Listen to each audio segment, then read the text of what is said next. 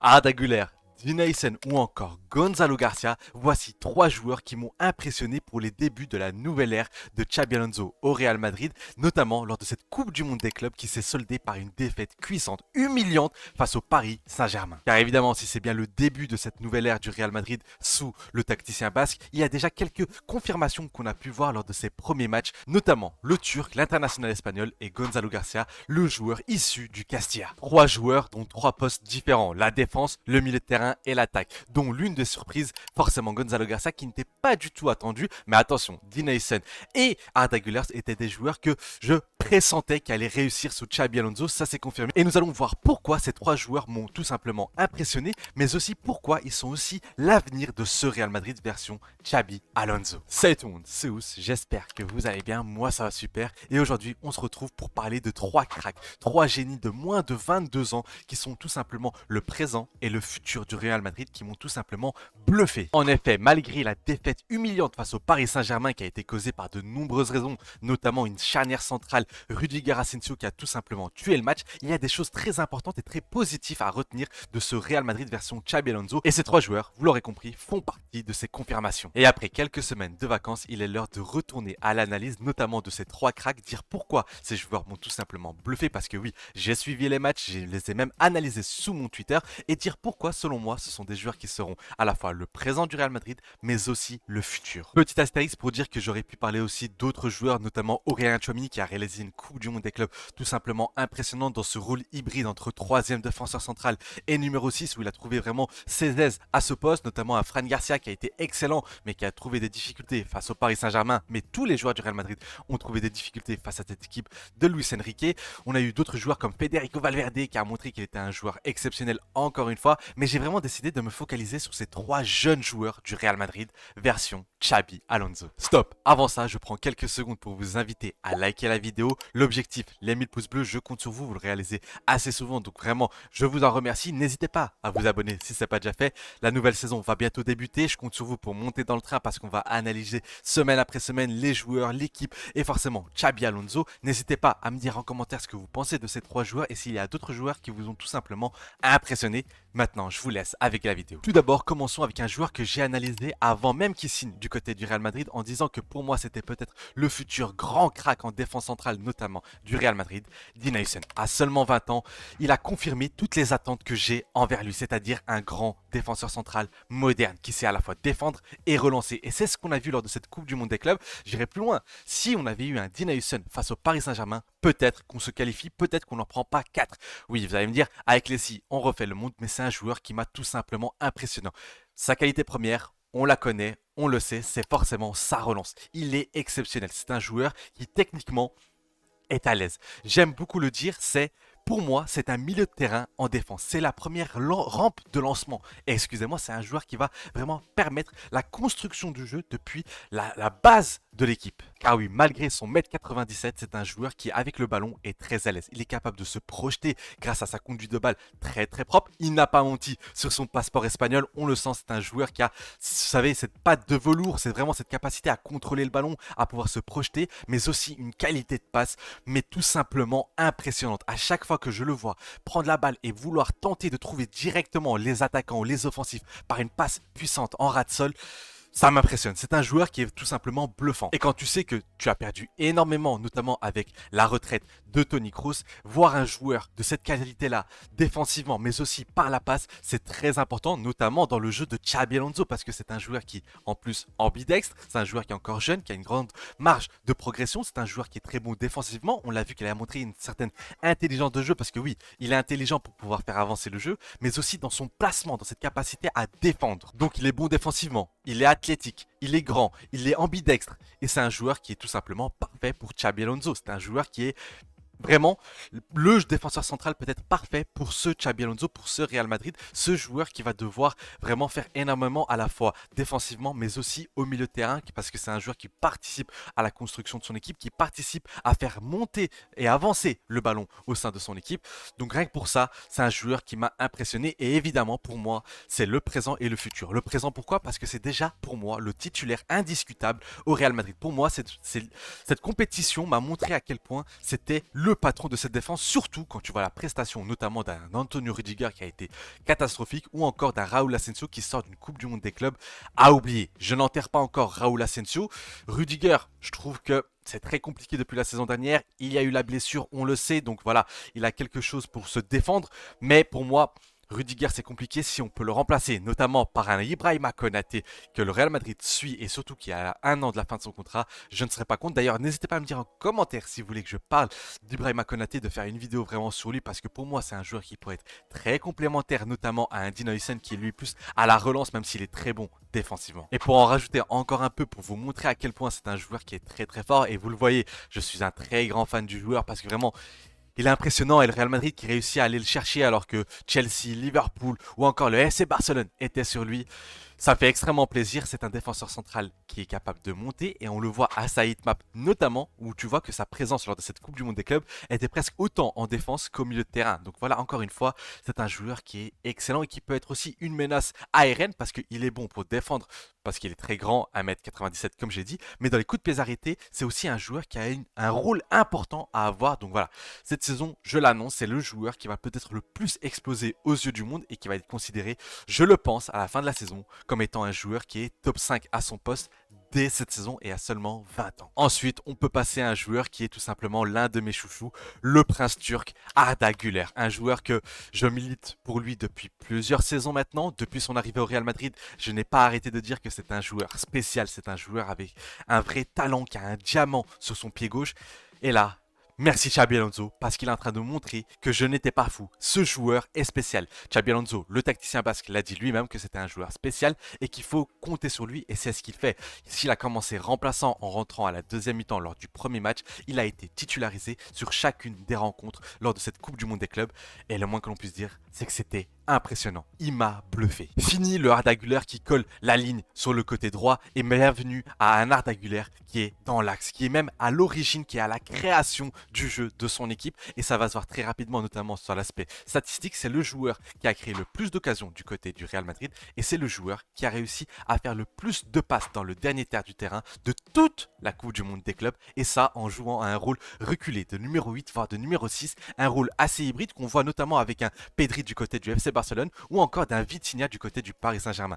Avant d'attraper ma veste, évidemment qu'il n'a pas encore le niveau de ces deux joueurs que j'ai cités, mais c'est le rôle que Xabi Alonso tente de lui donner, vraiment cette liberté de pouvoir se mouvoir sur le rectangle vert, de pouvoir apporter dans différents registres. Techniquement, on n'apprend rien du côté d'Arda Güler, c'est un joueur qui est tout simplement majestueux, c'est un joueur qui est très très bon dans les contrôles, qui est très bon pour faire des relances, un joueur qui a une qualité de passe et une vista impressionnante. Comme j'ai dit, c'est le joueur qui a fait le plus de passes dans le dernier tiers pour trouver directement ses coéquipiers offensifs et ça a bien marché. C'est un joueur qui a effectué 2 passes décisives et un goal, deuxième en termes de goal assist lors de cette Coupe du Monde des clubs du côté du Real Madrid. C'est un joueur qui a tout simplement impressionné. C'est un joueur qui a un rôle hybride parce que oui, s'il accompagne souvent l'attaque, c'est un joueur qui m'a impressionné parce que je ne savais pas qu'il était capable de pouvoir faire ça, de vraiment jouer en tant que numéro 8 et surtout de pouvoir défendre comme un milieu de terrain. C'est un joueur qui est beaucoup redescendu sur le terrain, qui s'est battu, qui a eu pas mal d'interceptions et ça, vraiment, c'est quelque chose qui me montre que le joueur évolue et qui est en train de se transformer en une sorte de Pedri Vitinha parce que Vitinha et Pedri sont des joueurs qui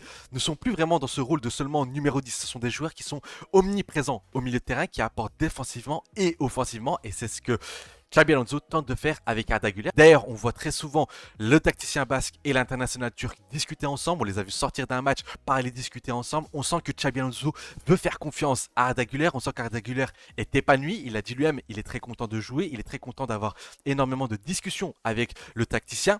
Donc tout ça fait que ce que Xabi Alonso est en train de nous cook avec un Arda Güler m'impressionne et pour moi c'est un joueur qui est tout simplement titulaire indiscutable au Real Madrid aujourd'hui parce que dans son profil on n'en a pas des joueurs comme lui, on n'a pas un joueur créatif comme Arda Güler, un joueur qui est capable d'apporter par la passe, qui est capable de faire avancer le jeu, qui est capable de, avec le ballon, de pouvoir faire progresser le jeu, de pouvoir avancer avec le ballon, qui est capable de distiller d'excellentes passes. Je suis sûr et certain que à de nombreuses reprises cette saison, quand l'animation offensive sera un peu meilleure que ce qu'on voit actuellement, que des Vinicius, que des Kylian Mbappé vont pouvoir se régaler.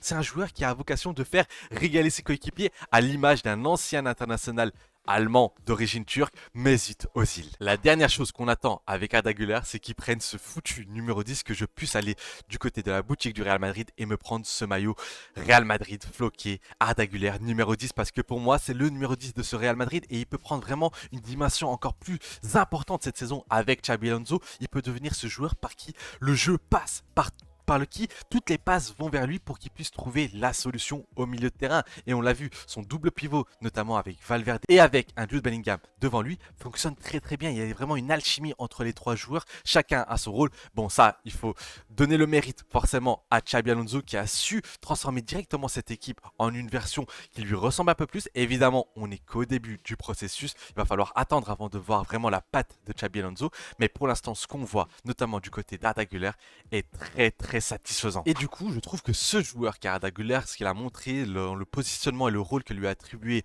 Xabi Alonso, je pense qu'il n'y a plus besoin pour le Real Madrid d'aller chercher un profil créatif titulaire. Ils peuvent aller chercher forcément un backup, un remplaçant, mais le titulaire pour moi sera forcément Arda Güler, et plus il va jouer de match, plus il va être impressionnant et plus il va se libérer. On le voit qu'il a un gros caractère, mais je sais qu'il peut en faire encore plus sur le rectangle vert, il peut prendre encore plus le jeu à son compte et être encore une fois un peu plus protagoniste. Mais en tout cas, c'est un joueur qui m'a bluffé lors de cette Coupe du Monde des clubs et ce début de cette nouvelle ère de Real Madrid, Xabi Alonso. Et enfin, la révélation de cette Coupe du Monde des clubs du côté du Real Madrid, mais aussi tout simplement du tournoi, le joueur qui est pour l'instant le meilleur buteur de cette Coupe du Monde des clubs, peut-être qu'il va être dépassé par l'un des joueurs en finale Chelsea face au Paris Saint-Germain, mais c'est un joueur qui a impressionné, c'est un joueur qui a bluffé tout le monde, Gonzalo Garcia, ou plutôt Gonzalo Garcia. Un joueur que je connaissais, que beaucoup de monde connaissait, notamment du côté du Castilla, un joueur qui faisait des bonnes saisons, qui marquait pas mal de buts, son nom circulait du côté du Real Madrid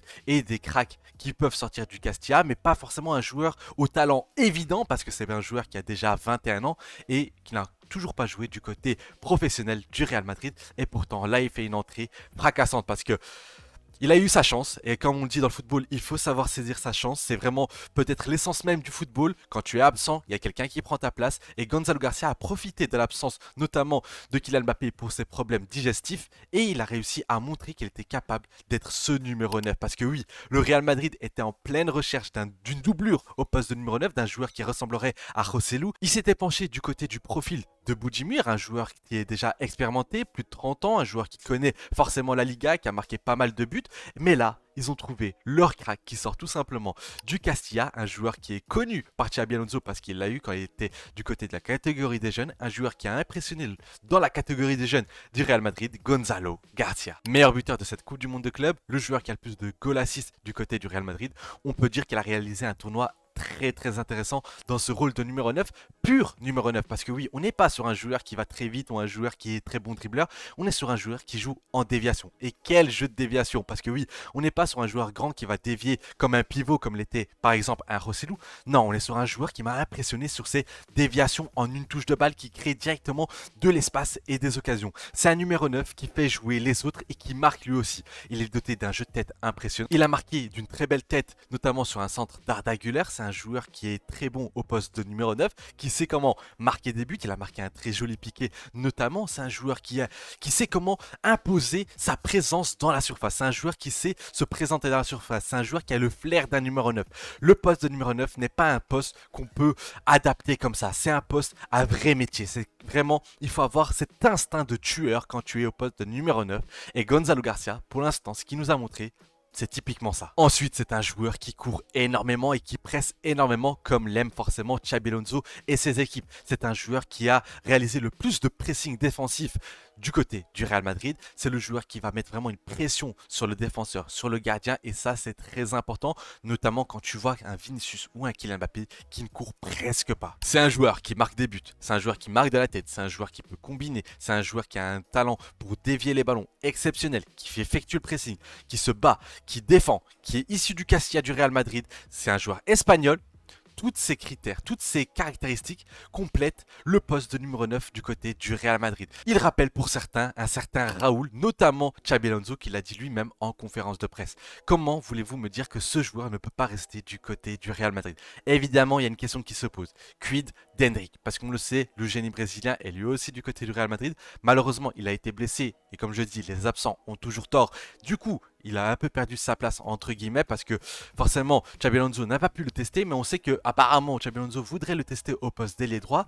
Donc pour moi, il faut garder un Gonzalo Garcia parce que tu n'as pas de profil de numéro 9 comme lui. C'est un joueur qui m'a impressionné, c'est un joueur qui peut jouer, qui va pas faire de vagues, qui va pas demander à être un titulaire indiscutable. On le sait qu'il ne prendra pas la place notamment d'un Kylian Mbappé. D'ailleurs, lors du dernier match face au Paris Saint-Germain, ma petite, ou plutôt ma grosse déception du côté de Xabi Alonso, c'est qu'il a pas réussi à mettre Gonzalo Garcia au poste de numéro 9 et mettre du coup Kylian Mbappé sur le côté droit pour laisser vraiment ce rôle d'attaquant à Kylian Mbappé. On l'a vu, résultat des courses 4-0 pour le Paris Saint-Germain, alors qu'avec un Gonzalo Garcia qui occupe la surface, qui apporte du danger, parce qu'en fait, quand on dit un joueur, un numéro 9 qui apporte sa présence dans la surface, beaucoup de gens se disent ouais mais il va toucher 3 ballons, 5 ballons. Oui, mais c'est rien que sa présence apporte du danger parce qu'elle va concentrer la concentration justement et l'attention des défenseurs centraux comme un Pacho, comme un Marquinhos vers cet attaquant. Alors, en l'occurrence là c'était Beraldo, alors que quand tu as un Kylian Mbappé qui dézone constamment, qui laisse cette zone de numéro 9, cette surface de réparation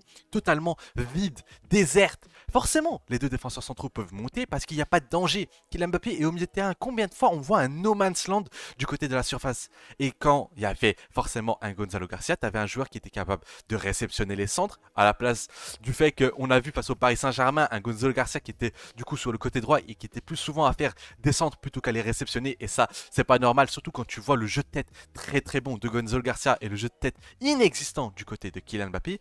Donc pour moi, tu es obligé de garder un tel joueur qui est en plus espagnol, qui est madrilène, qui est jeune, qui peut progresser, qui a un profil différent. Je suis désolé, pour moi, Gonzalo Garcia m'a impressionné et c'est un joueur du présent et d'avenir, que ce soit en tant que titulaire ou remplaçant. Voilà la fin de cette vidéo, j'espère qu'elle vous aura plu. C'est une vidéo où j'ai vraiment voulu analyser ces 3 joueurs qui m'ont impressionné, 3 joueurs dont 3 postes différents. Comme je l'ai dit, j'aurais pu parler d'un Aurélien Tchouaméni qui a été impressionnant lors de cette Coupe du Monde des clubs, j'aurais pu parler d'un Fran Garcia, d'un Valverde, mais voilà, ce sont les 3 joueurs, les jeunes joueurs du Real Madrid, la jeunesse qui prend le pouvoir du côté de cette nouvelle version du Real Madrid sous Xabi Alonso. Effectivement, il y a encore pas mal de travail, notamment pour le tacticien basque, ça on va en discuter dans d'autres vidéos.